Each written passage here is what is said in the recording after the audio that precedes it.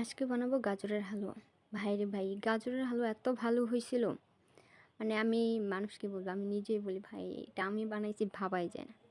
আমি মনে করি এই গাজরের হালুয়া যদি আপনাকে পছন্দ করেন এমন মানুষকে আপনি একবার কইরা খাওয়ান, সিরিয়াসলি সে আর এই গাজরের হালুয়ার মিষ্টিতে তার মুগ্ধ মিষ্টি হবেই। এমনকি সে আপনার মানে আপনার কথা ভুলতেই পারবে না যে এটা আপনি কী খাওয়াইছেন। এত ভালো হইছে। যাই হোক, আপনারাও এটা বাড়িতে ট্রাই করবেন। আমিও মাঝে মাঝে খাই, তাই ভাবলাম রেসিপিটা আপনাদের সাথেও শেয়ার করি। এত কিছু দিই নাই, খুব সিম্পলভাবে বানায় ফেলছি ঘরেই। উপকরণ গাজর, চিনি আর দুধ, এটাই, আর কিছুই না। আর এই সেন্টের জন্য এলাচি দারচিনি দিছি একটু, এটা আর কিছু না।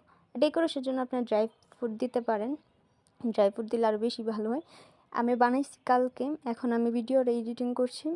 এরা বলতে বলতে আমার মানে ইচ্ছে করতেছে যে আমি আবার বানাই, আবার খাই। আমার কাছে মানে এটা এত ভালো লাগছে।